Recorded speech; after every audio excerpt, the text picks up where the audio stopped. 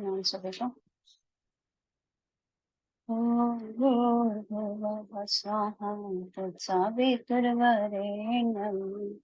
भर्गो देवस्य धीमहि धियो यो नः प्रचोदयात्। ॐ गुरुर्ब्रह्मा गुरुर्विष्णु गुरुर्देवो महेश्वरः गुरुरेव परब्रह्मा तस्मै श्रीगुरुवे नमः। अखण्डमण्डलाकारं व्याप्तं येन चराचरं तत्पदं दर्शितं येन तस्मै श्रीगुरुवे नमः। मातृवत् लालयते च पितृवत् मार्गदर्शिका नमोऽस्तु ते गुरुसत्तायै श्रद्धा प्रज्ञायुता च या। ॐ श्री गुरुवे नमः। आवाहयामि स्थापयामि ध्यायामि ततो नमस्कारं करोमि। प्रणाम सभी को। नवरात्रि शुरू होने वाली है और हम लोग पढ़ रहे हैं नवमी पूजा की बात। तो परिच्छेद 94 और चैप्टर का नाम है मातृभाव से साधना, ईश्वर कोटि का विश्वास स्वयं सिद्ध। आज नवमी पूजा है, 29 सितंबर 1884। अभी सवेरा हुआ ही है। काली की मंगला आरती हो गई है। नौबत खाने से रोशन चौकी में प्रभाती मधुर रागनी बज रही है। ब्राह्मण देव हाथ में फूलदानी लेकर पूजार्थ फूल तोड़ने आ रहे हैं। उधर माली भी देव मंदिरों में फूल चढ़ाने के उद्देश्य से पुष्प चयन करने निकले हैं। माता की पूजा होगी। श्री रामकृष्ण उषा की ललाई छा जाने से पहले ही उठे हैं। भावनाथ, निरंजन और मास्टर गत रात्रि से ही यहाँ पर हैं। वे श्री रामकृष्ण के कमरे वाले बरामदे में रात भर सोए थे। आंख खोलकर देखा, श्री रामकृष्ण मतवाले होकर नृत्य कर रहे हैं और जय दुर्गा कह रहे हैं। जैसे एक बालक जिसकी कमर में धोती भी नहीं रहती, माता का नाम लेते हुए कमरे भर में नाच रहे हैं। कुछ देर बाद फिर कह रहे हैं, सहजानंद सहजानंद। इसके अनंतर बार बार गोविंद का नाम लेने लगे। कह रहे हैं, प्राण है गोविंद, मेरे जीवन हो। भक्तगण उठकर बैठ गए। एक दृष्टि से श्री रामकृष्ण का भाव देख रहे हैं। हाजरा भी काली मंदिर में है। श्री रामकृष्ण के कमरे के दक्षिण पूर्व वाले बरामदे में उनका आसन है। लाठू भी है और श्री रामकृष्ण की सेवा किया करते हैं। राखाल इस समय वृंदावन में है। नरेंद्र कभी कभी दर्शन करने के लिए आते हैं, आज आएंगे। ठाकुर के कमरे के उत्तर पूर्व वाले छोटे बरामदे में भक्तगण सोए हुए हैं। जाड़े का समय है, इसलिए टट्टी बंधी है। सबके हाथ मुंह धो चुकने के बाद इस उत्तर वाले बरामदे में श्री रामकृष्ण एक चटाई पर आकर बैठे। दूसरे भक्त भी यहाँ कभी कभी आकर बैठते हैं। ठाकुर भवनाथ से कहते हैं, बात यह है कि जो जीव कोटि के हैं उन्हें सहज ही विश्वास नहीं होता। ईश्वर कोटि के जो हैं उनका विश्वास स्वतः सिद्ध है। प्रहलाद का लिखते हुए ही फूट फूट कर रोने लगे थे। उन्हें कृष्ण की याद आ गई थी। जीव का स्वभाव है कि उसकी बुद्धि संशयात्मक होती है। वे कहते हैं, हाँ ये सच तो है, परंतु हाजरा किसी तरह भी विश्वास नहीं करना चाहता कि ब्रह्म और शक्ति और शक्तिमान दोनों अभेद हैं। जब वे निष्क्रिय हैं तब उन्हें हम ब्रह्म कहते हैं, और जब सृष्टि स्थिति और प्रलय करते हैं तब उन्हीं को शक्ति कहते हैं। वे एक ही वस्तु अभेद। अग्नि कहने के साथ ही दाहिका शक्ति का बोध हो जाता है, और दाहिका शक्ति के कहने पर आग की याद आती है। एक को छोड़कर दूसरे को सोचने की गुंजाइश नहीं है। तब मैंने प्रार्थना की, माँ हाजरा यहाँ का मत उलट देना चाहता है, या तो तू उसे समझा दे या उसे यहाँ से हटा दो।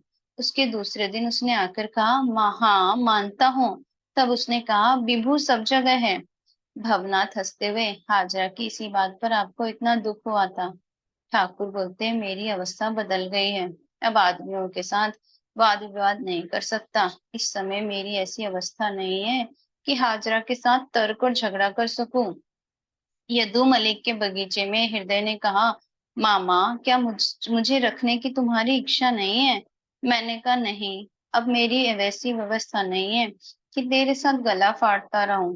ज्ञान और अज्ञान किसे कहते हैं? जब तक यह बोध है कि ईश्वर दूर है, तब तक अज्ञान है, और जब यह बोध है कि ईश्वर यहीं तथा सर्वत्र है, तभी ज्ञान है। जब यथार्थ ज्ञान होता है तब सब चीजें चेतन जान पड़ती हैं। मैं शिबू के साथ खूब मिलता जुलता था। तब शिबू नीरा बच्चा था, 4-5 साल का रहा होगा। उस समय मैं देश में था, बादल घिरे हुए थे और मेघों की गर्जना हो रही थी। शिबू मुझसे कहता था, चाचा देखो चकमक पत्थर घिस रहा है। सभी हंसने लगते।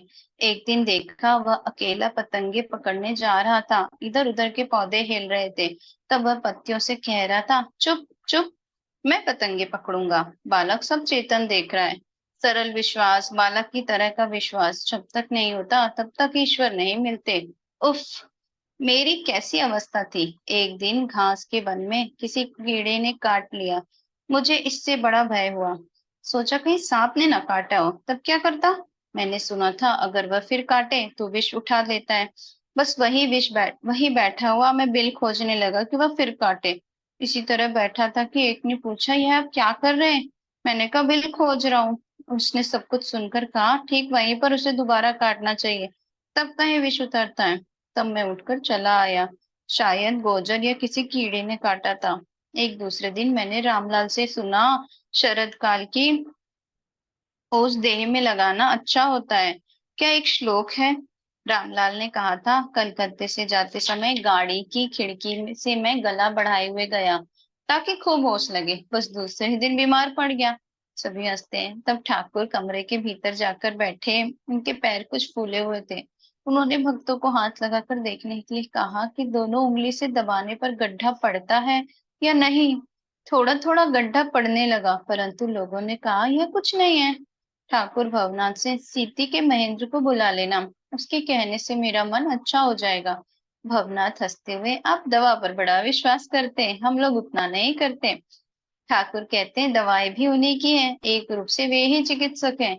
गंगा प्रसाद ने बताया, आप रात को पानी न पिया कीजिए। मैं उसकी बात को वेद वाक्य की तरह पकड़े हुए हूँ। मैं मानता हूँ वह साक्षात धन्वंतरी है। समाधि में ठाकुर श्री रामकृष्ण हाजरा आकर बैठे। दो एक बातें इधर उधर की करके ठाकुर ने कहा, देखो कल राम के यहाँ उतने आदमी बैठे हुए थे, विजय, केदार आदि, फिर भी नरेंद्र को देखकर मुझे इतना उद्दीपन क्यों हुआ। केदार मैंने देखा कारणानंद के घर का है। ठाकुर महाअष्टमी के दिन कलकत्ता गए हुए थे, देवी प्रतिमा के दर्शनों के लिए। अधर के यहाँ प्रतिमा दर्शन करने के लिए जाने से पहले राम के यहाँ गए थे। वहां बहुत से भक्त आए थे। नरेंद्र को देखकर ठाकुर समाधिस्थ हो गए थे। नरेंद्र के घुटने पर उन्होंने अपना पैर रख दिया था और खड़े हुए समाधि मग्न हो गए थे। देखते ही देखते नरेंद्र भी आ गए। उन्हें देखकर श्री रामकृष्ण के आनंद की सीमा नहीं रही। श्री रामकृष्ण को प्रणाम करने के पश्चात भवनाथ आदि के साथ उसी कमरे में नरेंद्र बातचीत करने लगे। पास मास्टर है। कमरे में लंबी चटाई बिछी हुई है। नरेंद्र बातचीत करते हुए पेट के बल चटाई पर लेट गए। उन्हें देखते ही देखते श्री रामकृष्ण समाधिस्थ हो गए। वे नरेंद्र की पीठ पर जा बैठे, वहीं समाधि में डूब गए। भवनाथ गा रहे हैं। उसके भाव ऐसे हैं, माँ आनंदमयी होकर मुझे निरानंद ना करना। तेरे चरण कमलों को छोड़ मेरा मन और कुछ नहीं चाहता। यह मुझे दोस्त दुष्ट बतलाता है, परंतु मेरी समझ में नहीं आता कि मेरा दोष क्या है। तो मुझे बतला दे। माँ, मेरी तो यह इच्छा थी कि भवानी का नाम लेकर मैं भवसागर से पार हो जाऊं। मैं स्वप्न में भी नहीं जानता था कि अछोर समुद्र में मुझे इस तरह डूबना होगा।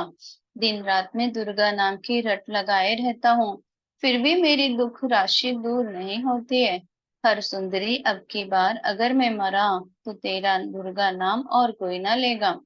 ठाकुर की समाधि छूटी। उन्होंने दो गाने गाए। एक का भाव यह है, श्री दुर्गा नाम का जप करो, ए मेरे मन, माँ दुखी दास पर दया करो, तो तुम्हारा गुण भी मेरी समझ में आए। माँ तुम संध्या हो, तुम दीपक हो, तुम्हें यामिनी हो। कभी तो तुम पुरुष होती हो और कभी स्त्री। माँ, राम रूप में तो तुम धनुर धारण करती हो और कृष्ण रूप में तुम बंसी हाथ में लेती हो। माँ, मुक्त कुंतला होकर तुमने शिव को मुग्ध कर दिया था। तुम ही 10 महाविद्याएं हो और तुम ही 10 अवतार। अब की बार किसी तरह माँ मुझे पार करो। माँ, जवा पुष्प और बिल्व दलों से यशोदा ने तुम्हारी पूजा की थी। तुमने कृष्ण को उनकी गोद में डालकर उनकी मनोकामना पूरी की। माँ, जहाँ तहाँ पड़ा रहा करता हूँ।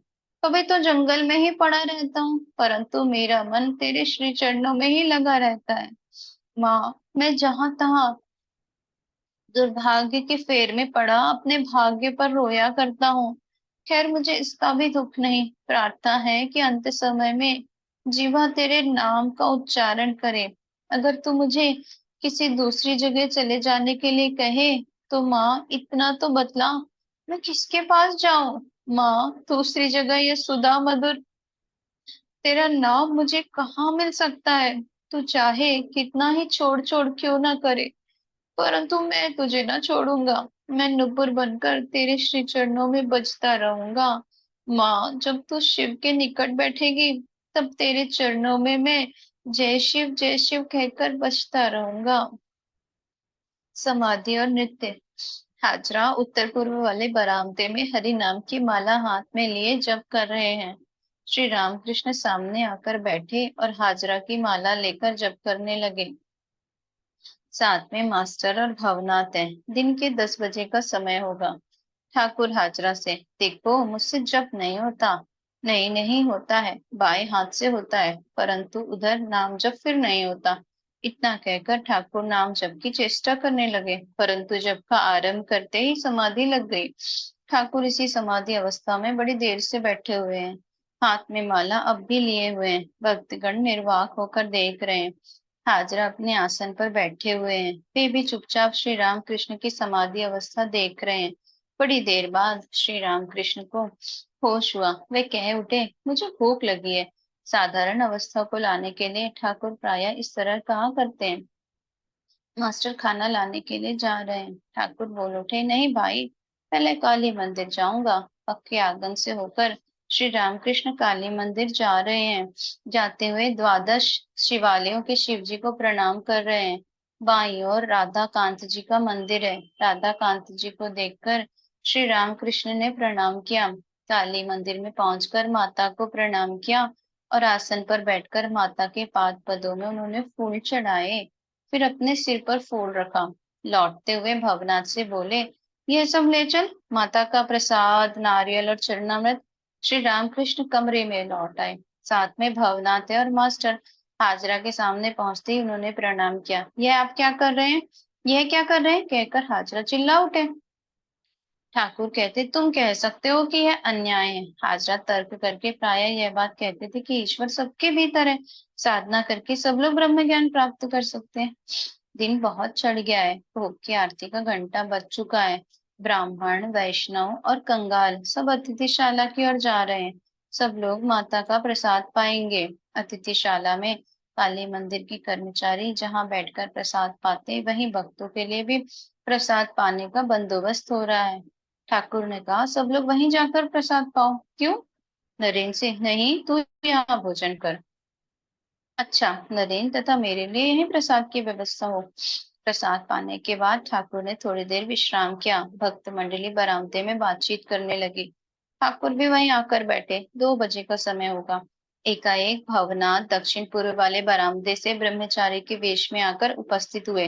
भगवा धारण किए, हाथ में कमंडल लिए हुए हंस रहे हैं। ठाकुर और भक्त सब हंस रहे हैं। ठाकुर हंसते हुए, उसके मन का भाव भी यही है, इसलिए तो यह भेष धारण किया है। नरेन कहते हैं, ब्रह्मचारी बना तो मैं अब वामाचारी बनूं। सभी हंसने लगते हैं।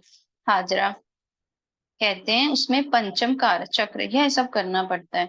श्री रामकृष्ण वामाचार की बात से चुप हो रहे हैं। इस बात पर उन्होंने कोई मत प्रकट नहीं किया, बस हंसकर बात उड़ाती। एकाएक मतवाले होकर नृत्य करने लगे।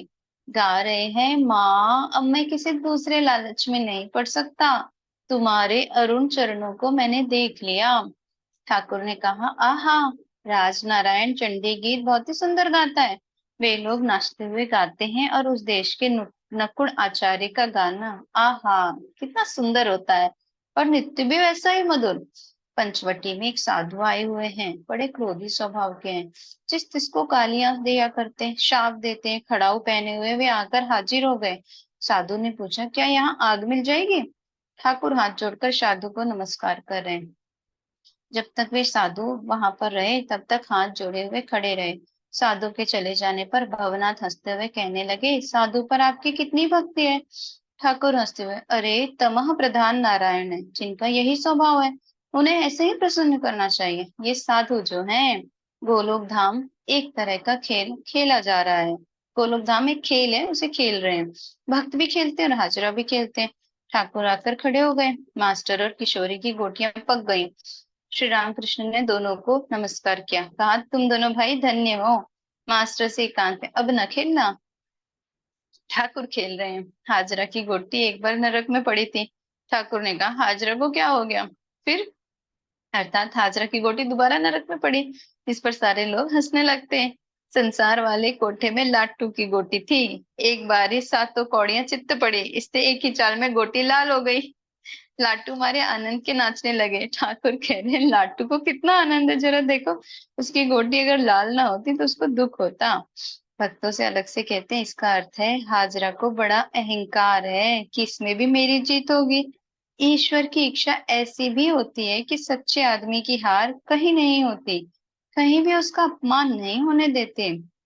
मातृभाव से साधना। कमरे में छोटे तख्त पर ठाकुर बैठे हुए हैं। नरेंद्र, भवनाथ, बाबूराम, मास्टर जमीन पर बैठे हुए हैं। घोष पाड़ा और पंचनामी मतों की बात नरेंद्र ने चलाई।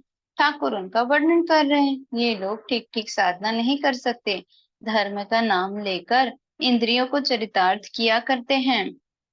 नरेंद्र से, तुझे अब इन मतों के संबंध में कुछ सुनने की आवश्यकता नहीं है। ये जो भैरव भैरवी हैं, ये सब ऐसे ही हैं। जो मैं काशी गया था, तब एक दिन मुझे भैरवी चक्र ले गए थे। उनमें एक एक भैरव था और एक एक भैरवी।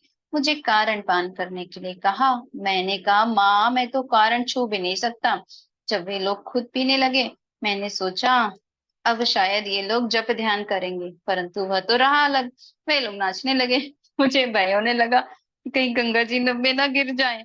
चक्र गंगा के तट पर ही था।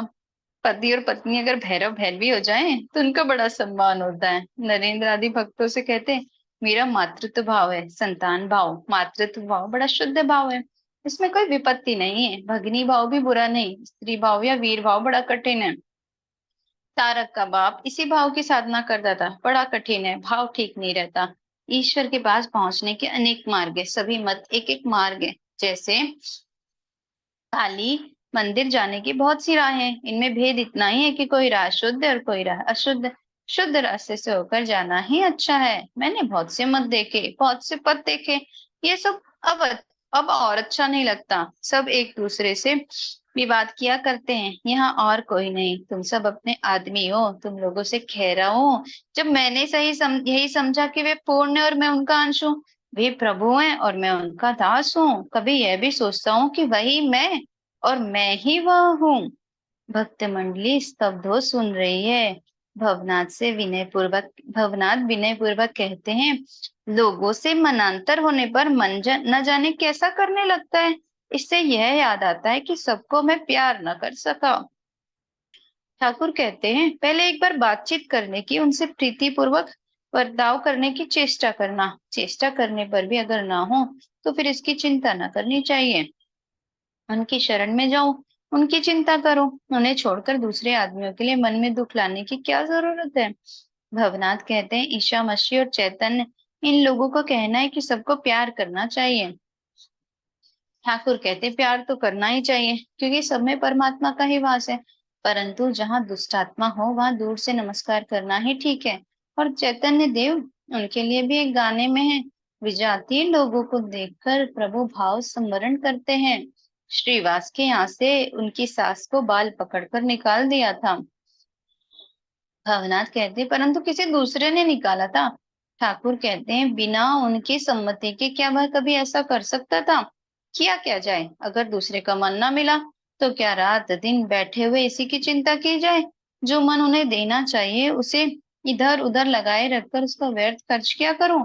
मैं कहता हूँ, माँ, मैं, नरेंद्र, भवनाथ, राखाल किसी को नहीं चाहता, मैं तुम्हें चाहता हूँ। आदमी को लेकर मैं क्या करूं? उन्हें पा लेने पर सबको पा जाऊंगा। रुपया मिट्टी है और मिट्टी ही रुपया। सोना मिट्टी और मिट्टी ही सोना, यह कहकर मैंने त्याग दिया किया था, गंगा जी में फेंक दिया था। पीछे से डरा कि लक्ष्मी जी को कहीं क्रोध ना आ जाए। लक्ष्मी के ऐश्वर्य की मैंने अवज्ञा की। यदि वे मेरी खुराक बंद कर दें तो? तब कहा, माँ बस तुम्हें चाहता हूँ और कुछ नहीं। उन्हें पाया तो सब कुछ पा गया। भवनाथ हंसते हुए, ये तो चालबाजी है। ठाकुर कहते, हाँ उतनी चालबाजी है। श्री ठाकुर जी ने किसी को दर्शन देकर कहा, तुम्हारी तपस्या देखकर मैं बहुत प्रसन्न हुआ, तुम अब कोई वरदान मांगो। साधक ने कहा, भगवान अगर वरदान दीजिएगा तो यह वर दीजिए, मैं सोने की थाली में अपने पोते के साथ भोजन करूं। इस तरह एक वर में बहुत से वर मिले हुए, धन हुआ, लड़का हुआ और पोता हुआ। सभी हंसने लगते हैं। ठाकुर की मातृ भक्ति संकीर्तनानंद। भक्तगण कमरे में बैठे हैं, हाजरा बरामदे में ही बैठे हैं। ठाकुर कहते हैं, जानते हो हाजरा क्या चाहता है? कुछ रुपया चाहता है, घर में ऋण है, इसलिए जप और ध्यान करता है। कहता है ईश्वर रुपये देंगे। एक भक्त कहता है, क्या वे मनोरथ की पूर्ति नहीं कर सकते? ठाकुर कहते हैं, यह उनकी इच्छा है, परंतु प्रेमोन्माद के बिना हुए वे संपूर्ण भार नहीं लेते। छोटे बच्चे को देखो ना, हाथ पकड़कर भोजन करने के लिए बैठा देते हैं, बूढ़े को कौन देता है? उनकी चिंता करके जब आदमी खुद अपना भार नहीं ले सकता, तब ईश्वर उसका भार लेते हैं। हाजरा खुद घर की खबर नहीं लेता। हाजरा के लड़के ने रामलाल से कहा, बाबा से आने के लिए कहना, हम लोग उनसे कुछ मांगेंगे नहीं। उसकी बातें सुनकर मेरी आंखों में आंसू भर आए। हाजरा की माँ ने रामलाल से कहा है, प्रताप, हाजरा से एक बार आने के लिए कहना और अपने चाचा से मेरा नाम लेकर कहना, जिससे वे उसे आने के लिए कहें। चाचा यहाँ पे ठाकुर है। मैंने हाजरा से कहा, उसने कुछ ध्यान ही नहीं दिया। माँ का स्थान कितना ऊंचा है, चैतन्य देव ने कितना समझाया था, तब माँ के पास से आ सके थे। सची ने कहा था, मैं केशव भारती को काट डालूंगी। केशव भारती जो चैतन्य देव के गुरु बने थे, सची उनकी माँ। चैतन्य देव ने बहुत तरह से समझाया, कहा, माँ तुम्हारी आज्ञा जब तक ना होगी तब तक मैं ना जाऊंगा, परंतु अगर मुझे संसार में रखोगी तो मेरा शरीर न रह जाएगा। और माँ जब तुम मेरी याद करोगी तभी मैं तुमसे मिलूंगा, मैं पास ही रहा करूंगा, कभी कभी तुमसे मिल जाया करूंगा। तब सची ने आज्ञा दी। माँ जब तक थी तब तक नारद तपस्या के लिए नहीं निकल सके। माता की सेवा करते थे ना। माता की देह छूट जाने पर वे साधना के लिए निकले थे। वृंदावन जाकर फिर वहां से मेरी लौटने की इच्छा ही नहीं हुई। गंगा माँ के पास रहने का विचार हुआ, सब ठीक हो गया कि इस ओर मेरा बिस्तरा लगाया जाएगा, उस ओर गंगा माँ का। अब कलकत्ता न जाऊंगा, केवट का अन्न और कितने दिन खाऊं? तब हृदय ने कहा, नहीं तुम कलकत्ता चलो। एक और वह खींचता था, एक और गंगा माँ। मेरी तो रहने की इच्छा अधिक थी। इसी समय माँ की याद आ गई। बस सब ठाट बदल गया। माँ बूढ़ी हो गई थी। सोचा माँ की चिंता करने लगूंगा तो ईश्वर फीश्वर का भाव सब उड़ जाएगा। अब तो माँ के पास ही चलकर रहना चाहिए, कहीं वहीं जाकर ईश्वर चिंता करूंगा निश्चिंत होकर। नरेंद्र से कहते हैं, तुम जरा उससे कहो ना, मुझसे उस दिन कहा था कि देश जाएगा, जाकर 3 दिन रहेगा, परंतु फिर ज्यों का त्यों हो गया। भक्तों से कहते हैं, आज घोष पाड़ा फोस पड़ा की कैसी सब वाहियात बातें हुई। गोविंद गोविंद, जब जरा ईश्वर का नाम लो, उड़द की दाल के बाद पायस लड्डू हो जाए। डरे गा रहे हैं, निरंजन पुरातन पुरुष एक है, निरंजन पुरातन पुरुष एक है। अरे तो उन पर अपने चित्त को लगा दे, वे आदि सत्य हैं, वे कारण माया के भी कारण हैं, प्राण रूप से वे चराचर में व्याप्त हैं, वे स्वतः प्रकाशित और ज्योतिर्मय हैं, सबके आश्रय हैं। जिसका उन पर विश्वास होता है वह उनके दर्शन करता है। वे अतीन्द्रिय भूमि में रहते हैं, नित्य और चैतन्य स्वरूप है, इत्यादि। नरेंद्र एक गाना और गा रहे हैं। ठाकुर उठकर नाचने लगे, उन्हें घेर कर भक्तगण भी नाच रहे हैं। सब लोग एक साथ कीर्तन गाते हुए नाच रहे हैं। ठाकुर ने भी एक गाना गाया, मास्टर ने भी गाया था। ठाकुर को इसकी बड़ी खुशी है। गाना हो जाने पर ठाकुर हंसते हुए मास्टर से कह रहे हैं, अच्छा खोल बजाने वाला होता तो गाना और जमता। ताक ता धिन दाग दा धिन, ये सब बोल बजते। कीर्तन होते होते शाम हो गई। परिच्छेद 95, इसको भी पढ़ लेते हैं हम लोग। भक्तों के साथ कीर्तनानंद। एक मिनट।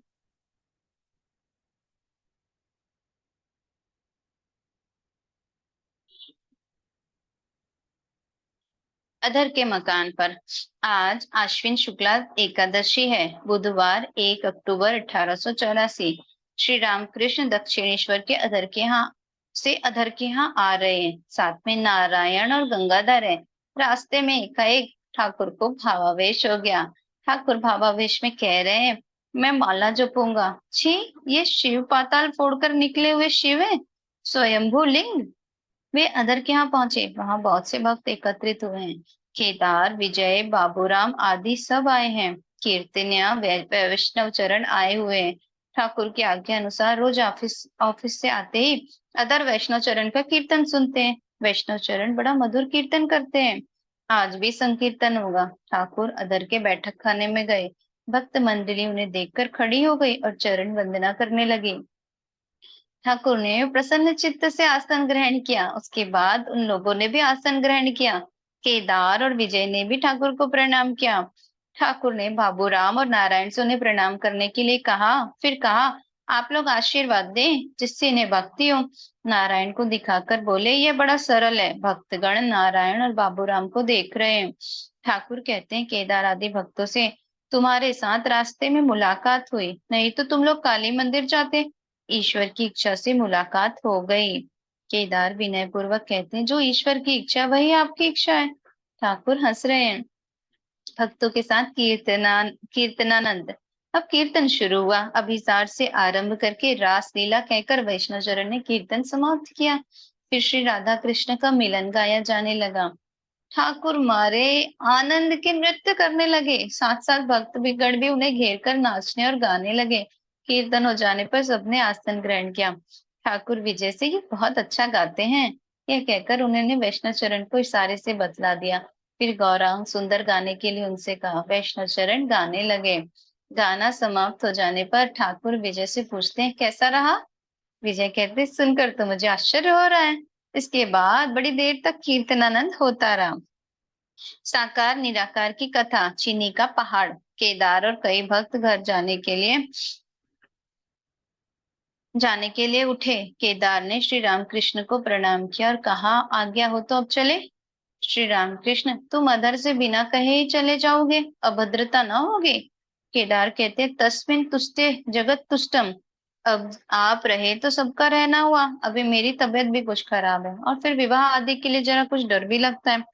समाज ही तो है, एक बार गड़बड़ हो भी चुका हुआ है। विजय कहते, क्या इन्हें ठाकुर को छोड़कर जाओगे? इसी समय ठाकुर को ले जाने के लिए अधर आए। भीतर पत्तलें पड़ चुकी थी। ठाकुर उठे। विजय और केदार से कहा, आओ जी मेरे साथ। विजय और केदार और दूसरे भक्तों ने ठाकुर के साथ बैठकर प्रसाद पाया। भोजन के बाद ठाकुर एक बार फिर बैठक खाने में आकर बैठे। केदार, विजय और दूसरे भक्त चारों ओर बैठे। केदार ने हाथ जोड़कर बड़े ही विनयपूर्वक शब्दों में ठाकुर से कहा, मैं टाल मटोल कर रहा था, मुझे क्षमा कीजिए। केदार ढाका में काम करते हैं। वहां बहुत से भक्त उनके पास आते हैं और उन्हें खिलाने के लिए संदेश आदि बहुत तरह की चीजें ले जाया करते हैं। केदार यही सब बातें ठाकुर से कह रहे हैं।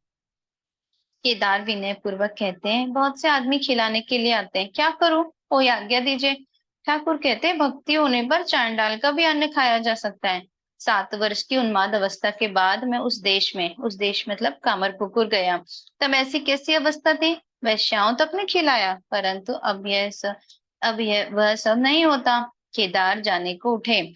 केदार धीमी आवाज में, महाराज आप मुझ में कुछ शक्ति संचार कर दीजिए।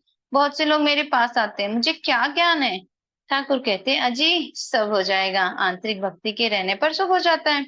केदार के विदा होने के पहले बंगवासी के संपादक श्रीयुत योगेंद्र ने आकर प्रवेश किया। ठाकुर को प्रणाम करके उन्होंने आसन ग्रहण किया।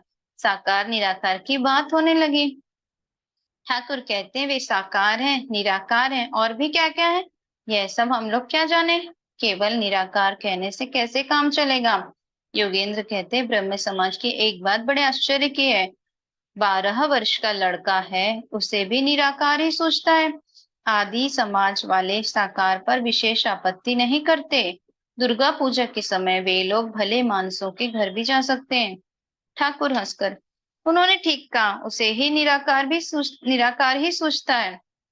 अधर कहते हैं शिवनाथ बाबू साकार नहीं मानते। विजय कहते हैं ये उनके समझने की भूल है। ये जैसा कहते हैं गिरगिट कितने ही रंग बदलता रहता है, जो पेड़ के नीचे रहता है वही जान सकता है। मैंने ध्यान करते हुए मूर्तियां देखी, कितने ही देवता थे। उन्होंने बहुत कुछ कहा। मैंने मन में कहा मैं उनके ठाकुर के पास जाऊंगा, ये बातें तभी मेरी समझ में आएंगी। ठाकुर कहते तुमने ठीक देखा है। केदार कहते भक्तों के लिए वे साकार हैं। भक्त प्रेम से उन्हें साकार देखता है। ध्रुव ने जब उनके दर्शन किए तब पूछा आपके कुंडल कुंडल क्यों नहीं हिल रहे। श्री ठाकुर जी ने कहा हिलाओ तो हिले। ठाकुर कहते हैं सब मानना चाहिए जी, निराकार और साकार सब मानना चाहिए।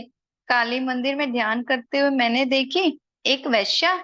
मैंने कहा माँ तो इस रूप में भी है, इसलिए कहता हूँ सब मानना चाहिए। वे कब किस रूप से दर्शन देते हैं, सामने आते ही यह कहा नहीं जा सकता। यह कहकर ठाकुर गाने गाने लगे। गाना हो जाने पर विजय ने कहा वे अनंत शक्ति हैं, क्या किसी दूसरे रूप से दर्शन नहीं दे सकते। कितने आश्चर्य की बात है, लोग रेणु जो है फिर भी वे समझ बैठते हैं कि ईश्वर के संबंध में सब कुछ जान लिया। ठाकुर कहते हैं कुछ गीता भागवत और वेदांत पढ़कर लोग सोचते हैं हमने सब समझ लिया। चीनी के पहाड़ पर एक चींटी गई थी, एक दाना खाने से उसका पेट भर गया। एक दाना और मुंह में दबाकर वह घर लौट पड़ी। जाते हुए सोच रही थी अब की बार आकर सारा पहाड़ उठ ले जाऊंगी। कर्मयोग तथा मनोयोग। आज बृहस्पतिवार है, 2 अक्टूबर 1884, आश्विन शुक्ला द्वादशी त्रयोदशी। कल ठाकुर कलकत्ते में अदर के यहाँ आए हुए थे। श्री रामकृष्ण वहां कीर्तनानंद में नाचे थे। ठाकुर के पास आजकल लाटू हरीश और रामलाल रहते हैं। बाबूराम भी कभी कभी आकर रहते हैं। श्रीयुत रामलाल श्री भवतारिणी की सेवा करते हैं। हाजरा महाशय भी हैं। आज श्रीयुत मणिलाल मलिक प्रिय मुखर्जी उनके आत्मीय हरि शिवपुर के एक ब्रह्म भक्त, बड़ा बाजार 12 नंबर मलिक स्ट्रीट के मरवाड़ी भक्त श्री रामकृष्ण के पास बैठे हुए हैं। क्रमशः दक्षिणेश्वर के कई लड़के और सीती के महेंद्र वैद्य आए। मणिलाल पुराने भक्त हैं। ठाकुर मणिलाल आदि से नमस्कार मन ही मन का अच्छा होता है। पैरों पर हाथ रखकर नमस्कार की क्या जरूरत है, और मन ही मन जिसे नमस्कार किया जाता उसे संकोच भी नहीं होता। मेरा ही धर्म ठीक है और सब मिथ्या, यह सब अच्छा नहीं। मैं देखता हूँ वे ही सब कुछ हुए हैं। मनुष्य प्रतिमा शालिग्राम सबके भीतर एक ही सत्ता देखता हूँ। मैं एक को छोड़ दूसरा कुछ नहीं देखता। बहुत से लोग सोचते हैं मेरा ही मत ठीक है और सब गलत है, हम जीते और सब हार गए। इससे जो बढ़ गया है वह थोड़े के लिए अटक जाता है, तब जो पीछे बढ़ा था वह बढ़ जाता है। गोलोक धाम के खेल में बहुत कुछ बढ़ गया परंतु फिर पौ न पड़ा। हार और जीत उनके हाथ में है, उनका काम कुछ समझ में नहीं आता। देखो नारियल इतने ऊंचे रहता है, धूप लगती है फिर भी उसके जल की तासीर ठंडी है। इधर पानी फल सिंघाड़े पानी में रहते हैं परंतु उनकी तासीर गर्म होती है। आदमी का शरीर देखो, सिर जो मूल है ऊपर चला गया। मणिलाल कहते हैं हमारा इस समय कर्तव्य क्या है। ठाकुर कहते हैं किसी तरह उनके साथ युक्त होकर रहना। दो रास्ते हैं, कर्मयोग और मनोयोग। जो लोग गृहस्थाश्रमी उनका योग कर्म के द्वारा होता है। 4 आश्रम है, ब्रह्मचर्य गृहस्थ वानप्रस्थ और संन्यास। सन्यासियों को काम में कर्मों का त्याग करना चाहिए परंतु नित्य कर्म से कामनाहीन होकर करना चाहिए। दंड धारण भिक्षा तीर्थ यात्रा पूजा जब इन सब कर्मों के द्वारा उनके साथ योग होता है।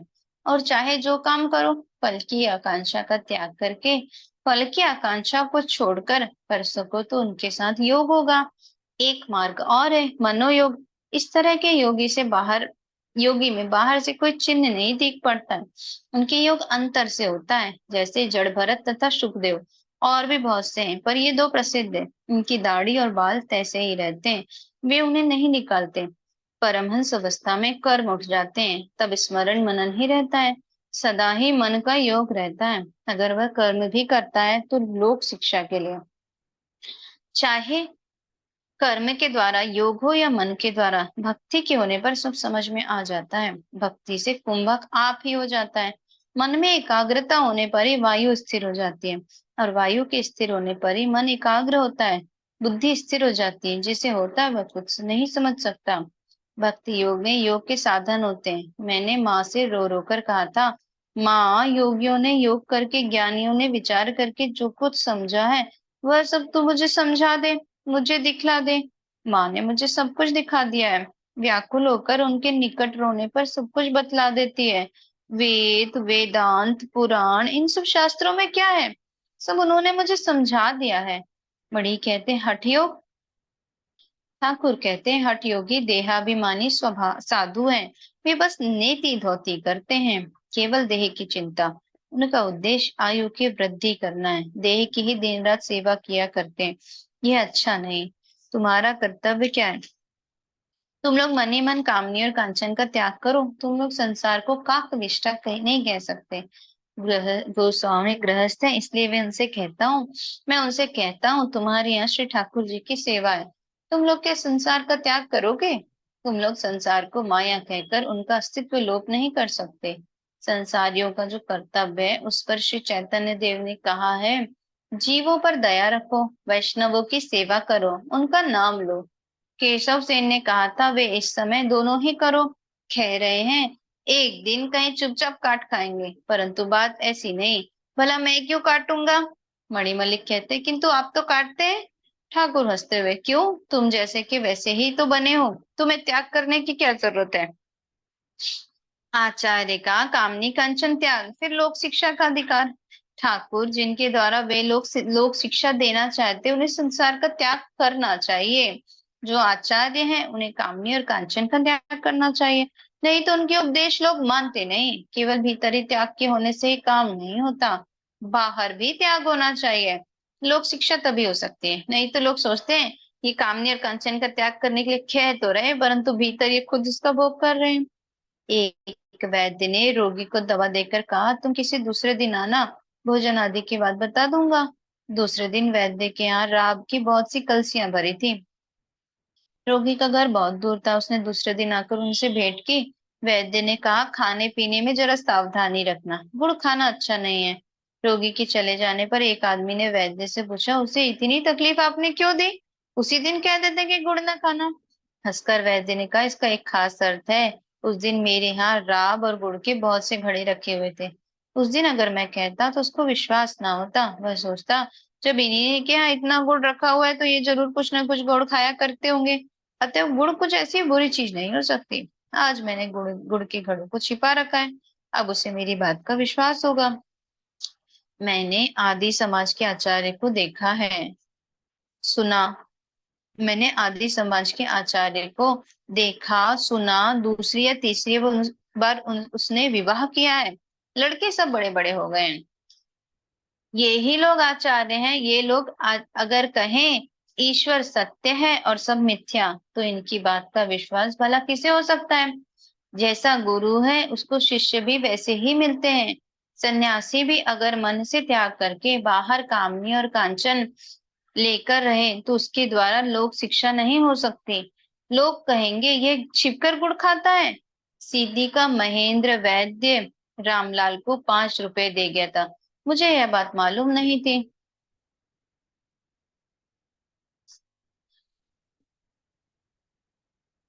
रामलाल के कहने पर मैंने पूछा, किसे दिया है? उसने कहा, यहाँ के लिए। मैंने पहले सोचा कि दूध वाले को रुपए देना है, ना हो इन्हीं में से दे दिया जाएगा। अरे अरे, जब कुछ रात हुई तब मैं खाट पर उठकर बैठ गया। बड़ी बेचैनी थी, जान पड़ता था छाती में कोई खरोच रहा है। तब रामलाल के पास जाकर मैंने फिर पूछा, उसने तेरी चाची को तो नहीं दिया है? उसने कहा नहीं। तब मैंने कहा, तू अभी रुपए लौटा दे। रामलाल उसके दूसरे दिन रुपए लौटा आया। सन्यासी के लिए रुपया लेना या लोभ में फंस जाना कैसा है, जानते हो? जैसे ब्राह्मण की विधवा बहुत दिनों तक आचार और ब्रह्मचर्य से रहकर एक दिन एक नीच शूद्र के साथ निकल गई थी। उस देश में भगी तेलिन के बहुत से चेले हो गए थे। शूद्र को सब लोग प्रणाम करते हैं। यह देखकर वहां के जमींदार ने उसके पीछे किसी बदमाश को भिड़ा दिया। उसने उसका धर्म नष्ट कर दिया। साधन भजन सब मिट्टी में मिल गया। पतित सन्यासी भी वैसा ही है। तुम लोग संसारी हो, तुम्हारे लिए सत्संग की आवश्यकता है। पहले पहले है साधु संग, फिर है श्रद्धा। साधु संत अगर उनका नाम न ले, उनका गुण न गाए, तो ईश्वर पर लोगों का विश्वास और श्रद्धा भक्ति कैसे हो सकती है? जब लोग तुम्हें 3 पुश्त का अमीर समझेंगे तभी मानेंगे ना। मास्टर से कहते हैं, ज्ञान के होने पर भी सदा अनुशीलन चाहिए। नागा तोतापुरी कहता था, लोटे को एक दिन मलने से क्या होगा, डाल रखोगे तो फिर मैला हो जाएगा। तुम्हारे घर एक बार जाना है, तुम्हारा अड्डा अगर मालूम रहा तो संभव है वहां बहुत से भक्त आ मिले। तुम ईशान के पास एक बार जाना। मणिलाल से कहते हैं, केशव सेन की माँ आई थी, उनके घर के बालकों ने हरिनाम गाया, वे तालियां बजा बजा कर उनकी प्रदक्षिणा करने लगे। मैंने देखा, शोक से उन्हें बहुत दुख न था। यहाँ आकर वे एकादशी को माला लेकर जप करती थी। मैंने देखा उनमें बड़ी भक्ति है। मणिलाल कहते हैं, केशव बाबू के पितामह रामकमल सेन भक्त थे, तुलसी कानन में बैठकर नाम जप करते थे। केशव के पिता प्यारी मोहन भी वैष्णव भक्त थे। ठाकुर कहते हैं, बाप अगर वैसा ना होता तो लड़का कभी इतना भक्त नहीं हो सकता। विजय की अवस्था देखो ना। विजय का बाप भागवत पढ़ता था, तब भावावेश में बेहोश हो जाता था। विजय भी कभी हो कहता हुआ उठकर खड़ा हो जाता था। आजकल विजय जो कुछ दर्शन कर रहा है सब ठीक है। साकार और निराकार की बात विजय ने कही। जैसे गिरगिट का रंग लाल पीला तरह का होता है और फिर कोई भी रंग नहीं होता, उसी तरह साकार और निराकार है।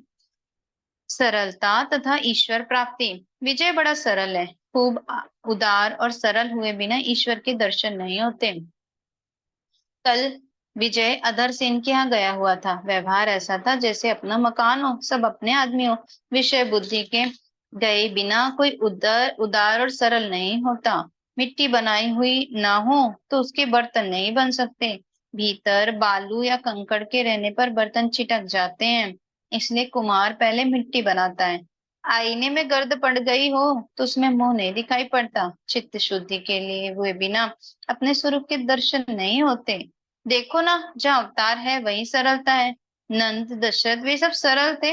वेदांत कहता है, बुद्धि की शुद्धि हुए बिना ईश्वर के जानने की इच्छा नहीं होती।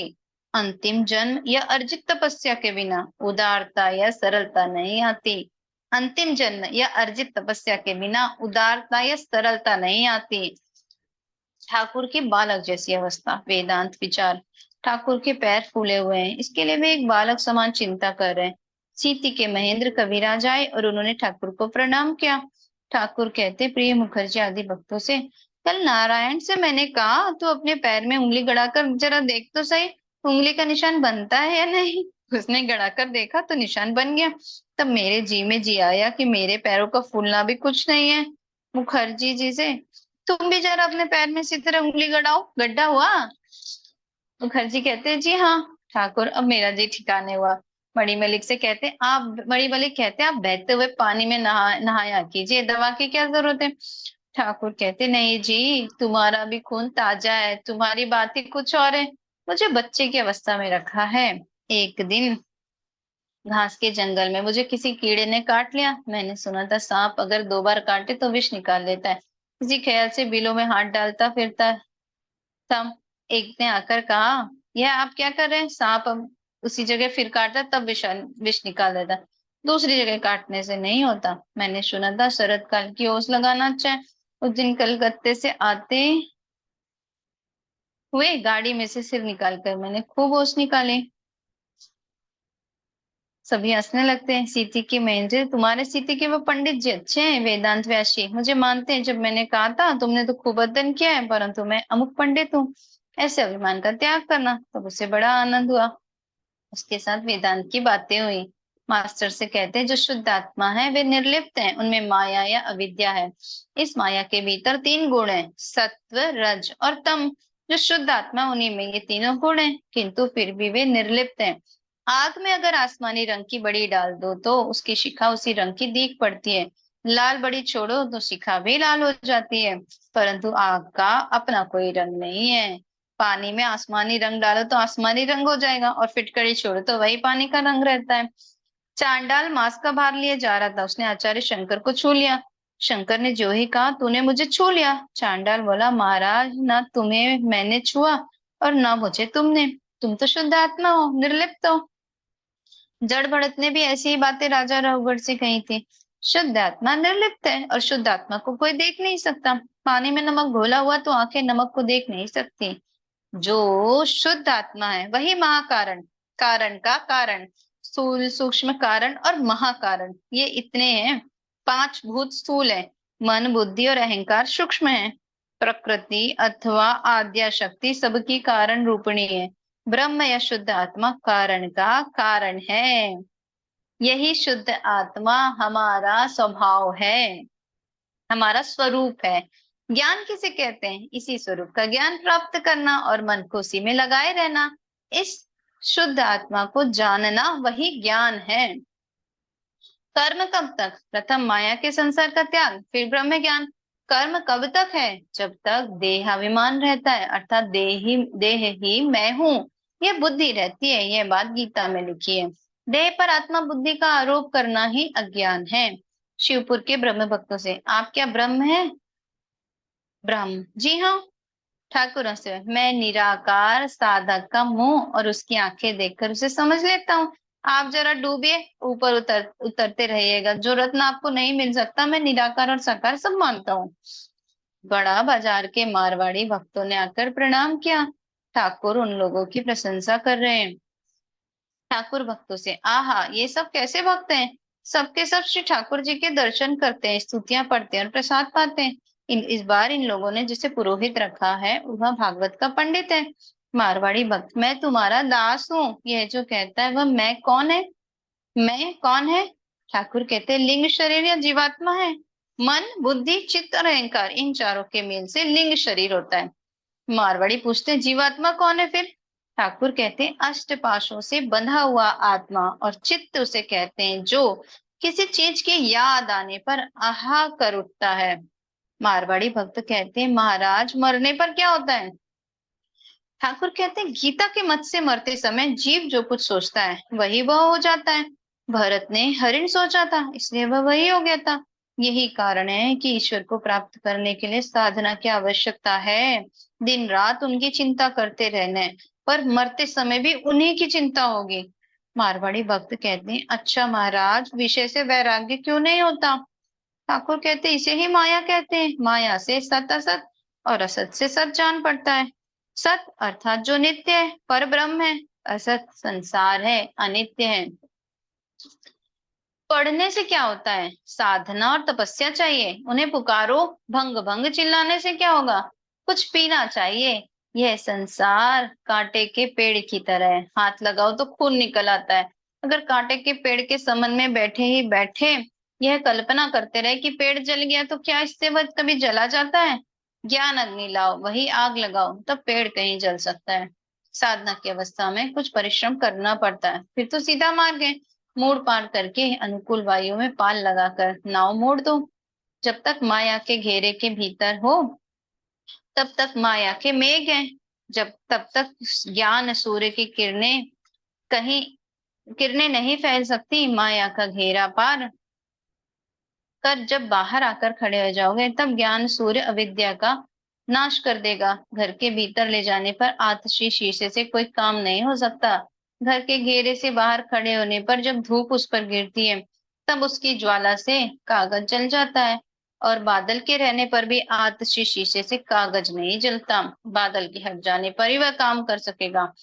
कामिनी और कांचन के घेरे से जरा जरा हटकर खड़े होने पर, अलग रहकर कुछ साधना करने पर मन का अंधकार दूर होता है। अविद्या और अहंकार के बादल हट जाते हैं, ज्ञान लाभ होता है। कामनी और कांचन ही बादल हैं।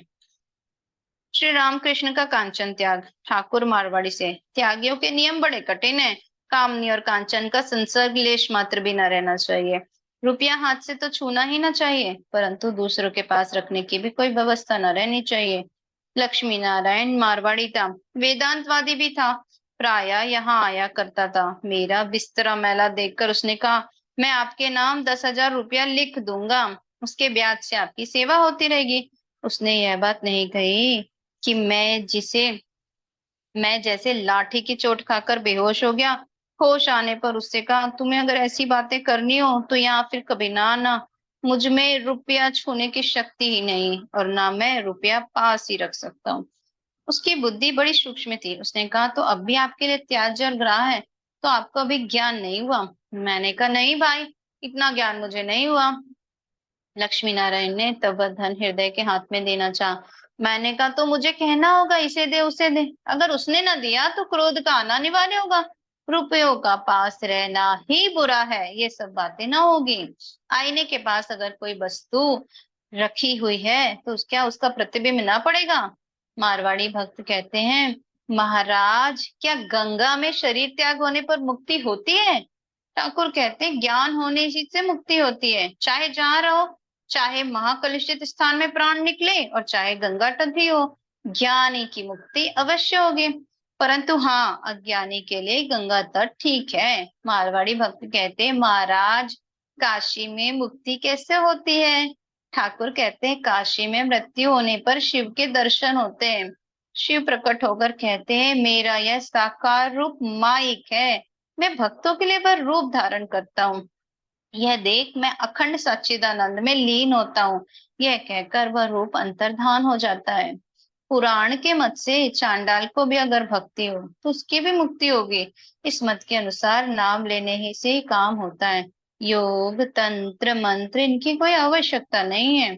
वेद का मत अलग है, ब्राह्मण हुए बिना मुक्ति नहीं होती, और मंत्रों का यथार्थ उच्चारण अगर नहीं होता तो पूजा का ग्रहण भी नहीं होता।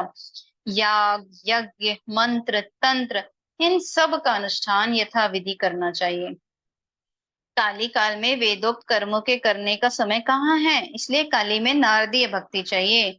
कर्मयोग बड़ा कठिन है, निष्काम कर्म अगर ना कर सके तो वह बंधन का ही कारण होता है। इस पर आजकल प्राण अन्नगत हो रहे हैं, अतएव विधिवत सब कर्मों के करने का समय नहीं रहा। दशमूल पाचन अगर रोगी को खिलाया जाता है तो इधर उसके प्राण ही नहीं रहते। अतएव चाहिए फीवर मिक्सचर, नारदी भक्ति है, उनके नाम और गुणों का कीर्तन करना। काली काल के लिए कर्म योग ठीक नहीं, भक्ति योग ही ठीक है। संसार में कर्मों का भोग जितने दिनों के लिए उतने दिन तक भोग करो, परंतु भक्ति और अनुराग चाहिए। उनके नाम और गुणों का कीर्तन करने पर कर्मों का क्षय हो जाता है। सदा ही कर्म नहीं करते रहना पड़ता, उन पर जितनी ही शुद्धा भक्ति और प्रीति होगी कर्म उतने ही घटते जाएंगे। उन्हें प्राप्त करने पर कर्मों का त्याग हो जाता है। गृहस्थ की बहू को जब गर्भ होता है तो उसकी सास उसका काम घटा देती है, लड़का होने पर उसे काम नहीं करना पड़ता। शुभ संस्कार तथा ईश्वर के लिए व्याकुलता। दक्षिणेश्वर मौजे से कुछ लड़के आए, उन्होंने ठाकुर को प्रणाम किया। वे लोग आसन ग्रहण करके ठाकुर से प्रश्न कर रहे हैं। दिन के 4 बजे होंगे। एक लड़का कहता है, महाराज ज्ञान किसे कहते हैं? ठाकुर कहते हैं, ईश्वर सत्य है और सब असत, इसके जानने का नाम ज्ञान है। जो सत्य है उसका एक और नाम ब्रह्म है, एक दूसरा नाम है काल। इसलिए लोग कहा करते हैं, अरे भाई काल में कितने आए और कितने चले गए? काली वे हैं जो काल के साथ रमण करती हैं, आद्या शक्ति वे ही हैं। काल और काली, ब्रह्म और शक्ति अभेद है। संसार अनित्य है, वे नित्य है। संसार इंद्रजाल है, बाजीगर ही सत्य है, उसका खेल अनित्य है। लड़का कहता है, संसार अगर माया है, इंद्रजाल है, तो वह यह दूर क्यों नहीं होता? ठाकुर कहते हैं, संस्कार दोषों के कारण यह माया नहीं जाती। कितने ही जन्मों तक इस माया के संसार रहने के कारण यह सच जान पड़ती है। संस्कार में कितनी शक्ति है, सुनो। एक राजा का लड़का पिछले जन्म में धोबी के घर पैदा हुआ था।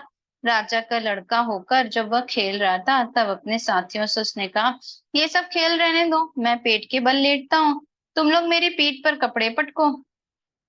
यहाँ बहुत से लड़के आते हैं, परंतु कोई कोई ईश्वर के लिए व्याकुल है, वे अवश्य संस्कार लेकर आए हैं। वे सब लड़के विवाह की बात पर रो देते हैं, स्वयं विवाह की बात तो सोचते ही नहीं। निरंजन बचपन से ही कहता है, मैं विवाह न करूंगा। बहुत दिन हो गए, 20 वर्ष से अधिक। यहाँ वराह नगर से 2 लड़के आते थे।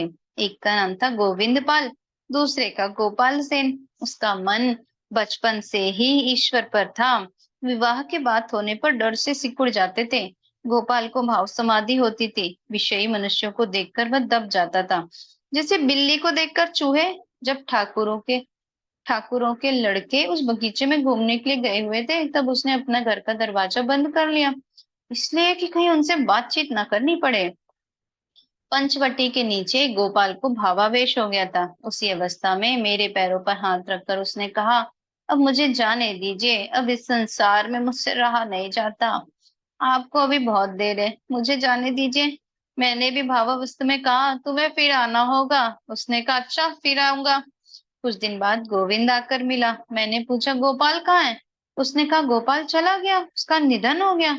दूसरे लड़के देखो किस चिंता में घूम रहे हैं, किस तरह धन हो, गाड़ी हो, मकान हो, वस्त्राभूषण हो, फिर विवाह हो, इसी के लिए घूम रहे हैं। विवाह करना है तो लड़की कैसी है इसकी पहले खोज करते हैं, और सुंदर है या नहीं इसकी जांच करने के लिए स्वयं जाते हैं। एक आदमी मेरी बड़ी निंदा करता है, बस यही कहता है कि ये लड़कों को प्यार करते हैं, इनके अच्छे संस्कार हैं, जो शुद्धात्मा है, ईश्वर के लिए व्याकुल होते हैं। रुपया, शरीर, सुख, इन सब वस्तुओं की ओर जिनका मन नहीं है, मैं उन्हीं को प्यार करता हूँ। जिन्होंने विवाह कर लिया, उनकी अगर ईश्वर पर भक्ति हो तो वे संसार में लिप्त न हो जाएंगे। हीरानंद ने विवाह किया है तो इससे क्या हुआ, वह संसार में अधिक लिप्त न होगा। हीरानंद सिंध का रहने वाला, बीए पास, एक ब्रह्मचारी, ब्रह्म समाजी है। मणिलाल शिवपुर के ब्रह्म भक्त, मारवाड़ी भक्त, श्री रामकृष्ण को प्रणाम करके विदा हुए। कर्म त्याग कब? शाम हो गई। दक्षिणेश्वर के बरामदे में और पश्चिम वाले गोल बरामदे में दीपक जलाए जा चुके। ठाकुर के कमरे का प्रदीप जला दिया गया। कमरे में धूप दी गई। ठाकुर अपने आसन पर बैठे हुए माता का नाम ले रहे हैं।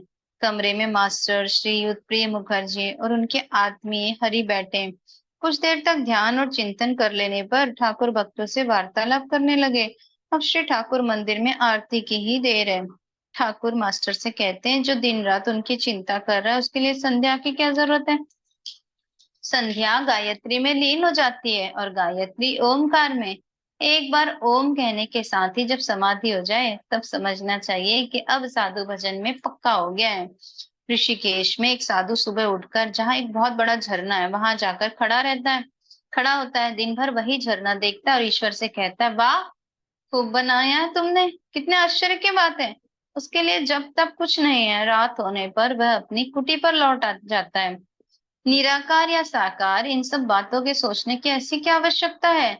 निर्जन में व्याकुल हो, रो रो कर उनसे कहने से ही काम बन जाएगा।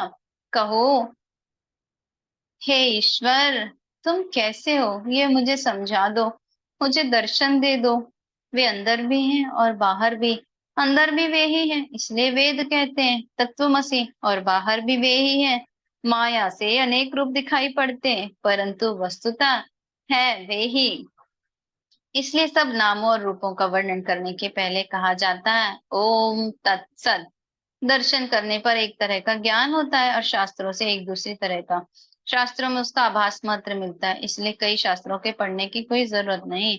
इससे निर्जन में उन्हें पुकारना अच्छा है। गीता सबना पढ़ने से भी काम चलता है। 10 बार गीता गीता कहने से जो कुछ होता है वही गीता का सार है, अर्थात त्यागी। हे जीव, सब त्याग करके ईश्वर की आराधना करो, यही गीता का सार है। ठाकुर को भक्तों के साथ काली की आरती देखते देखते भावावेश हो रहा है। अब देवी प्रतिमा के सामने भूमिष्ठ होकर प्रणाम नहीं कर सकते। भावावेश अब भी है। भावावस्था में वार्तालाप कर रहे हैं। मुखर्जी के आत्मीय हरि की उम्र 18-20 वर्ष साल की होगी।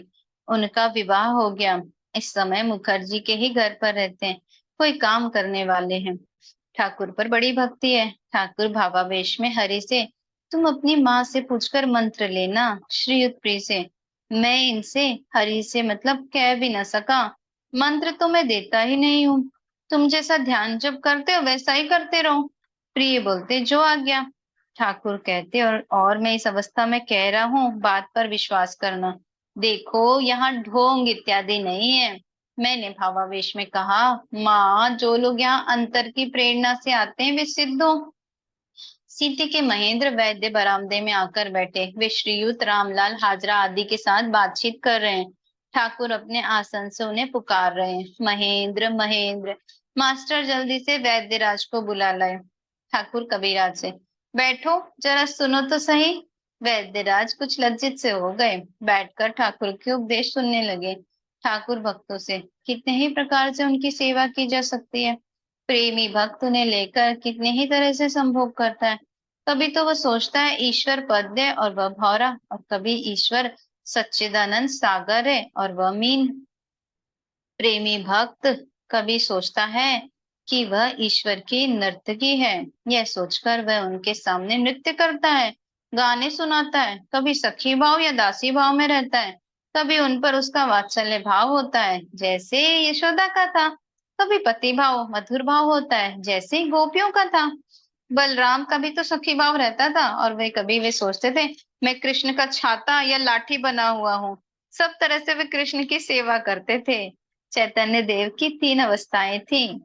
जब अंतरदशा होती थी तब वे समाधि लीन हो जाते थे, उस समय बाहर का ज्ञान बिल्कुल न रह जाता था।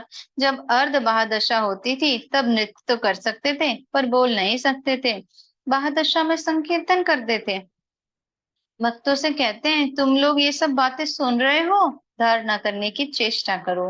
विषय जब साधु के पास आते हैं तब विषय की चर्चा और विषय की चिंता को बोलकर बिल्कुल छिपा कर आते हैं। जब चले जाते हैं तब उन्हें निकालते हैं।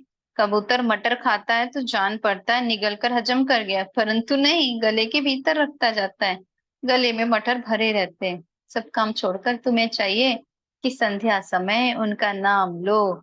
अंधेरे में ईश्वर की याद आती है, यह भाव आता है कि अभी तो सब दिख पड़ रहा था। किसने ऐसा किया? मुसलमानों को देखो, सब काम छोड़कर ठीक समय पर जरूर नमाज पढ़ेंगे। मुखर्जी जी कहते हैं अच्छा महाराज, जब करना अच्छा है। ठाकुर कहते हैं हाँ, जब से ईश्वर मिलते हैं एकांत में उनका नाम जपते रहने से उनकी कृपा होती है। इसके पश्चात है दर्शन। जैसे पानी में काठ डुबाया हुआ है, लोहे की जंजीर से बांधा हुआ है, उसी जंजीर को पकड़कर जाओ तो वह लकड़ी अवश्य छू सकोगे। पूजा की पूजा की अपेक्षा जब बड़ा है, सॉरी, जब की अपेक्षा ध्यान बड़ा है, ध्यान से बढ़कर है भाव, और भाव से बढ़कर महाभाव या प्रेम। प्रेम चैतन्य देव को हुआ था। प्रेम यदि हुआ तो ईश्वर को बांधने की मनोरस्सी मिल गई। हाजरा आकर बैठे, हाजरा से कहते उन पर जब प्यार होता है तब उसे राग भक्ति कहते हैं। वैदिक भक्ति जितनी शीघ्र आती जाती भी उतनी ही शीघ्र है। राग भक्ति स्वयंभू लिंग सी है, उसकी जड़ नहीं मिलती। स्वयंभू लिंग की जड़ काशी तक है, राग भक्ति अवतार और उनके सांगोपांग अंशों को होती है। हाजरा कहते हैं आहा। ठाकुर कहते हैं तुम जब एक दिन जप कर रहे थे तब मैं जंगल से होकर आ रहा था। मैंने कहा माँ, इसकी बुद्धि तो बड़ी हीन है, ये यहाँ आकर भी माला जप रहा है। जो कोई यहाँ आएगा उसे तत्काल ही चैतन्य होगा, उसे माला जपना ये सब इतना ना करना होगा। तुम कलकत्ता जाओ, देखोगे वहां हजारों आदमी माला जपते हैं, वेश्याएं तक। ठाकुर मास्टर से कह रहे हैं तुम नारायण को किराए की गाड़ी पर ले आना। इनसे, मुखर्जी जी से भी नारायण की बात कह रखता हूँ, उनके आने पर उसे कुछ खिलाऊंगा। उसको खिलाने के बहुत से अर्थ हैं। कीर्तनानंद में श्री रामकृष्ण, आज शनिवार है, श्री युत केशव सेन के बड़े भाई नवीन सेन के कोलू टोला वाले मकान में श्री रामकृष्ण गए हुए। 4 अक्टूबर 1884, गत बृहस्पतिवार के दिन केशव की माँ श्री रामकृष्ण को न्योता देकर आने के लिए इस तरह से कह गई थी। बाहर के ऊपर वाले कमरे में जाकर ठाकुर बैठे। नंदलाल आदि केशव के भतीजे, केशव की माँ और उनके बंधु बांधव श्री रामकृष्ण की बड़ी अवभगत कर रहे हैं। ऊपर वाले कमरे में ही संकीर्तन होने लगा। कोलू टोले में सेन परिवार की बहुत सी स्त्रियां भी आई हुई हैं। ठाकुर के साथ बाबूराम, किशोरी तथा और भी दो एक भक्त आए हैं। मास्टर भी आए हैं। वे नीचे बैठे हुए ठाकुर का संकीर्तन सुन रहे हैं। ठाकुर ब्रह्म भक्तों से कह रहे हैं संसार अनित्य है, मृत्यु पर सदा ही ध्यान रखना चाहिए। श्री रामकृष्ण गा रहे हैं मन सोच कर देख, कोई किसी का नहीं है। मन सोच कर देख, कोई किसी का नहीं है। इस संसार में वृथा ही तू चक्कर मारता फिरता है। माया जाल में फंसकर दक्षिणा काली को कभी भूल न जाना। इस संसार में 2 ही दिन के लिए लोग मालिक मालिक करते हैं। जब कभी काल रूप मालिक आ जाते हैं तो पहले कि उस मालिक को लोग शमशान में डाल देते हैं। जिसके लिए तुम सोचकर मर रहे हो, क्या वह तुम्हारे संग भी जाता है? तुम्हारी वही प्रेयसी तुम्हारे मर जाने पर अमंगल की आशंका करके गोबर से घर को लीपती पोतती है। ठाकुर कह रहे हैं डूबो, ऊपर उतराते रहने से क्या होगा। कुछ दिन एकांत में सब कुछ छोड़कर उन पर 16 आने मन लगाकर उन्हें पुकारो। ठाकुर गा रहे हैं, ए मन, रूप के समुद्र में तू डूब जा। तलातल और पाताल में खोज करने पर तुझे प्रेम रूपी रत्न मिलेगा। ठाकुर ब्रह्म भक्तों से, तुम मेरे सर्वस्व हो, यह गाना गाने के लिए कह रहे हैं। ब्रह्म भक्तों का गाना हो जाने पर ठाकुर ने श्री कृष्ण पर एक गाना गाया। यह गाना सुनकर केशव ने इसी के जोड़ का एक दूसरा गीत रचा था। अब श्री राम कृष्ण गौरांग कीर्तन करने लगे भक्तों के साथ। बड़ी देर तक नित्य गीत होता रहा। बड़ी देर तक नित्य गीत होता रहा। हरि बोल, हरि बोल। मुकुंद माधव, हरि हरि बोल। प्रणाम सभी को, शांति पाठ कर लेते हैं। ओम असतो मा सद्गमय तमसो मा ज्योतिर्गमय मृत्युर्मा अमृतं गमय। ओम शांति शांति शांति है। सर्वरिषु शांतिर्भवतु। प्रणाम सभी को।